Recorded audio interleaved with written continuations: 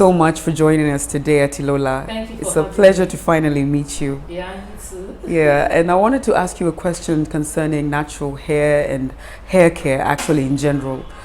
In your line of work as a trichologist, like what would you say are the do's and don'ts Of of hair care? Like what would you say in the management of hair care, and what's the Well- worst case scenario you've ever seen? okay, for do's and don'ts, I'll say because we've come across so many cases that it's as a result of your don'ts, and there are some things that happen and it's not your fault.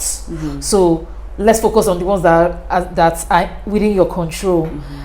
We'll say that you have to be very careful about how you treat your hair in general. You get you shouldn't fix your hair too tiny or too tight around your edges with extensions. You get even when you do those things and they are safe, you shouldn't do it too frequently. That you just go to the salon, remove one, and immediately put back another one without giving the hair Resting any period. time to rest. You get, so those are the things that put stress on the follicles and end up making the hair fall out, and sometimes eventually actually killing the follicles. Oh yeah. And to answer your second question, the worst case scenario, well, in my line of work, I've seen several things you can call worst case scenarios because they are equally bad. Let's pick one. We are talking of contact dermatitis. Basically, when somebody is reacting to something that came in contact with their hair.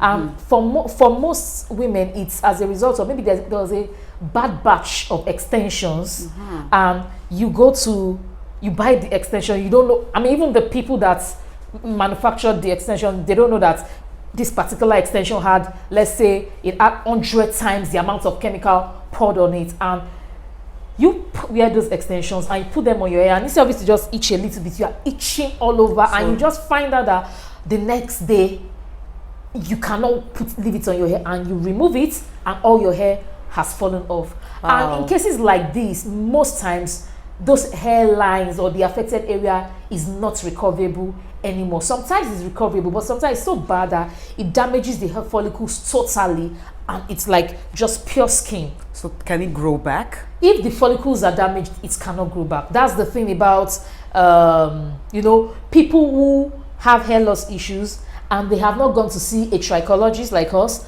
and they are jumping from pillar to post without actually knowing whether their hair follicles are still active or not. The first thing you should do when you have a hair loss issue is to examine your hair follicles.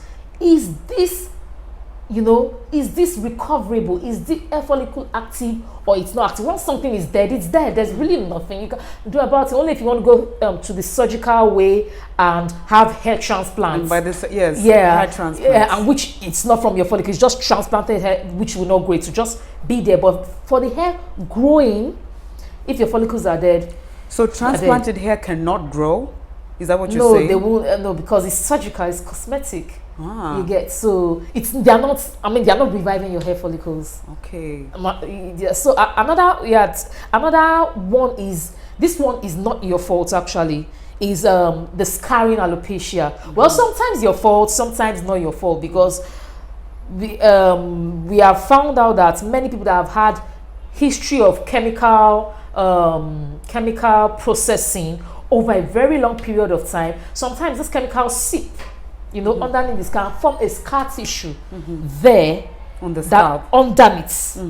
Under the scalp. Yes, that block the follicles from doing growing. anything. Okay, You get, and that is called scarring alopecia. The most common one is the CCCA, which is cicatricial centrifugal circumferential alopecia. So it's very long and very mouthy to pronounce, but you get it starts from the middle of the crown in a way that you would not even notice. You get, and it starts and it goes, that's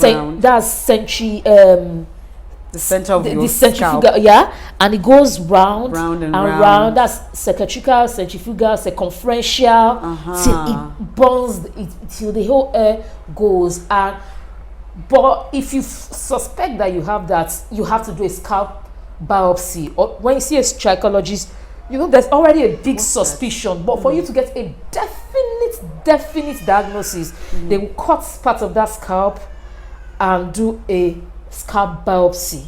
Wow. Yeah, to check that there's a scar tissue really underneath. You get, and for those, there are really no. So what's the difference between the scarring alopecia and the traction alopecia? Is there a and difference? the non-scarring alopecia, because they are different. It's just the scarring alopecia is one that has scar tissue formed underneath. You get under the scalp. Yes, under the scalp. Then the non-scarring alopecia, there are several. The traction alopecia is one of them. You get, which is your fault. It's good news and bad news. Traction alopecia is women's fault. Yes. And it's good news and bad news, because how do you mean? It's bad news because it's your fault. You did something either out of ignorance or any other factor. Like what? Ignorance because you didn't know that those things, you know, using regular use of extensions is going to spoil your hair, or you just want to, you know, I don't think any woman just wants to spoil her hair by herself. So it's mostly out of ignorance. Then it's good news because it's your fault and because it's within your control. It means that growing it is also within your control. So what can you do to grow back your hair? For traction alopecia. All right. So you need to just reverse everything you did to get you back to that place. Meaning everything. Yeah. Rest the hair first. And by rest you mean? Don't use, because I make sure my patients don't wear extensions for like 1 year, 2 years. 1 year. Yes, because I mean they come in and it's so bad, and anything that is trying to fall, I mean it's trying to grow, is still falling back off. So number one thing, we rest the hair. No extension, no braids, no braids. In fact, nothing. Many times no wigs. Because when it's already bad, I'm not saying wigs are bad, but I'm saying when it's already bad, the wigs are not going to make it grow, because that means the wigs already have traction directly with your scalp. Traction. Yes. So it means that those wigs will be reversing. It will be pulling out like yes, it will be breaking it. So for the ones that their situation is so bad, I allow them to wear the wigs, but they must sew something around the edges of the wigs. And that's also dangerous. No, they must sew something around the edges of the wigs. The wigs itself. To hold it? Or how so do you because mean? I don't want the wigs, the edges of the wigs, to have an effect on their scalp. So I'll say, before you use this wig, go and sew a satin around it. Ah, like exactly, a cap yes. to protect your scalp. Around the edges, so that the wig does not have contact with the scalp, with the edges. Yeah, but some women tend to say that even the scalp cap, it makes them react. That's cotton.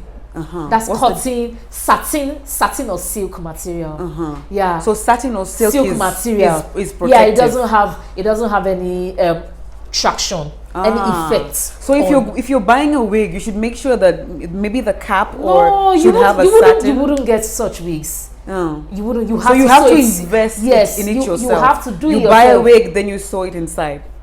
You have to do it yourself, and just because you have an issue, it's not something you just find outside there. You get, this is something I recommend, because I say, you know what, this person's case is so bad, she must use wigs. And those people. So there are actually some instances in which wearing a wig can actually grow back your hair. No. Is that what you're saying? No. It's just because this person, you know, maybe a case of self-esteem. I mean, you can imagine when somebody's hair the traction is so bad, it has got into the center, and she probably works in a bank. I can't just tell her to just have that hair in the middle, and I can see that her hair follicles are still good. They are still active. Yeah. You get? So you'd advise her to wear a wig? I wouldn't advise her, but I know she has no choice.